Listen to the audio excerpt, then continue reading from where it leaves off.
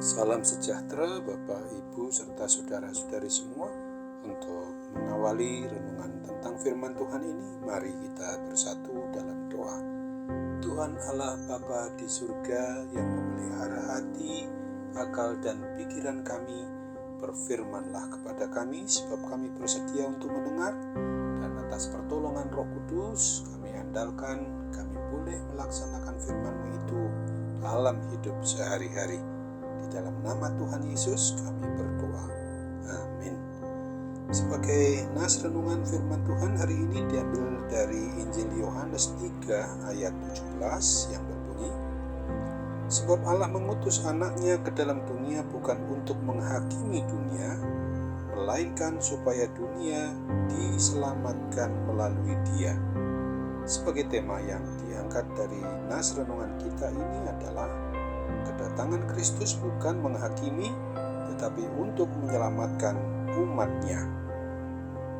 Kepatuhan anak kepada orang tua kadangkala terasa menjengkelkan bagi anak-anak, sebab seringkali hal-hal yang dilarang bagi anak-anak itu seperti bermain games pada HP berlama-lama, pergi bermain tanpa mengenal waktu, atau menghindari jajanan tertentu.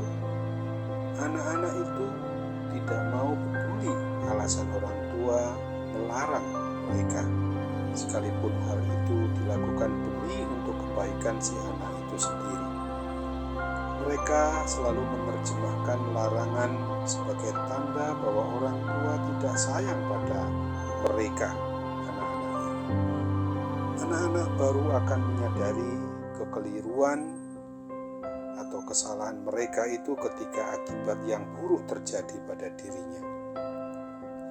Seringkali kita juga sebagai umat milik Tuhan Yesus Kristus bertingkah sama seperti anak-anak nakal di hadapan Tuhan Allah Bapa kita yang maha sayang kepada kita, umat-Nya, yang sering mengabaikan setiap ketetapan maupun hukum atau perintah Tuhan itu.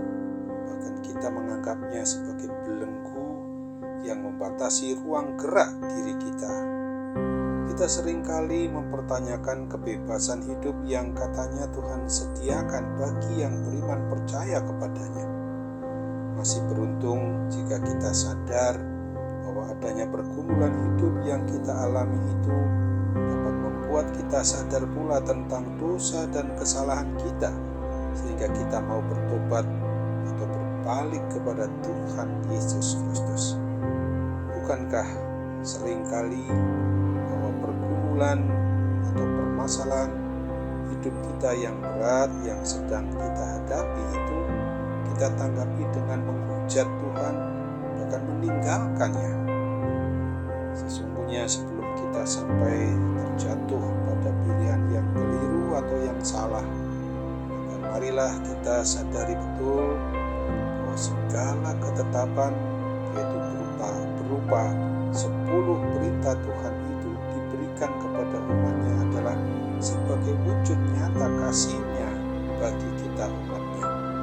Dengan mengorbankan putra tunggal-Nya Yesus Kristus, Tuhan Allah Bapa kita itu telah melakukan karya keselamatan yang bisa memungkinkan umat manusia berdosa beroleh pemulihan hidup yang menurut kebenaran firman-Nya.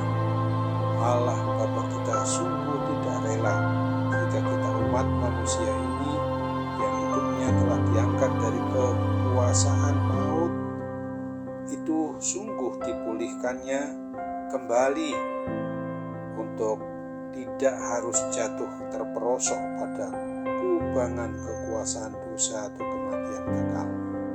Oleh karena itulah, maka ketetapan hukum yang diberikan oleh Tuhan Allah Bapa kita itu adalah untuk memagari kita, umat-Nya ini yang telah diselamatkannya itu dari kuasa dosa atau kuasa kematian kekal itu. Mari ingatlah akan arti dan makna Paskah Tuhan Yesus Kristus, bahwa Dia bangkit untuk membangkitkan kita dari kuasa kematian kekal itu. Amin. Mari kita kembali bersatu di dalam doa.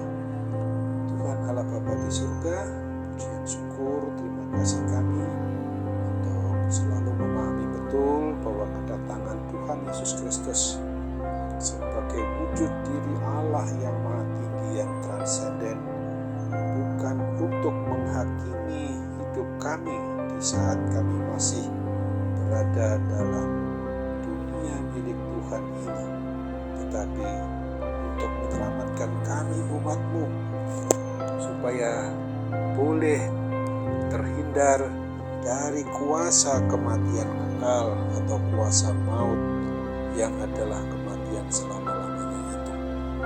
Kini Bapa, kami sungguh-sungguh mau serahkan untuk memahami betul bahwa diri kami ini harus menjadi pelaku firman Tuhan.